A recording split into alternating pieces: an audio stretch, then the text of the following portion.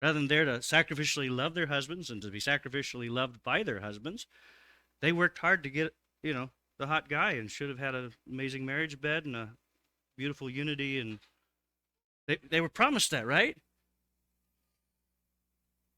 The men in their relationships were promised that purity would lead to passion in marriage. When you define it like that, their purity was really not that different than a lusty young teenager doing whatever he has to win the hand of a hot chick.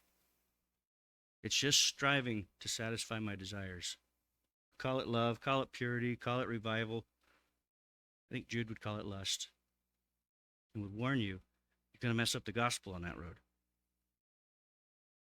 Sure, we dress it up in Christian clothes, but at the end of the day, it was still about chasing our desires to get satisfaction.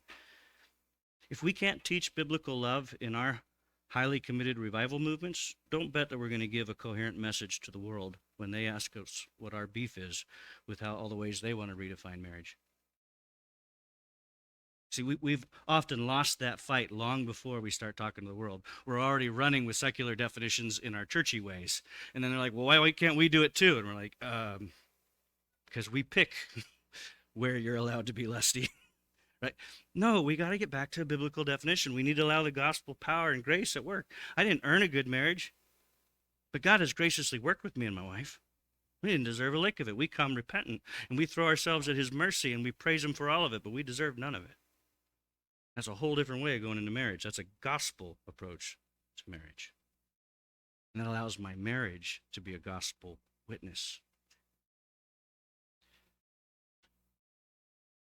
In the same way that teaching relationships with the wrong definition of love ruined them, it does the same to our relationship with God. I'm not surprised that these ladies in the podcast left God as well as left their marriages, because they had the same problem at the bottom of both. Both relationships embraced a false love and a false grace.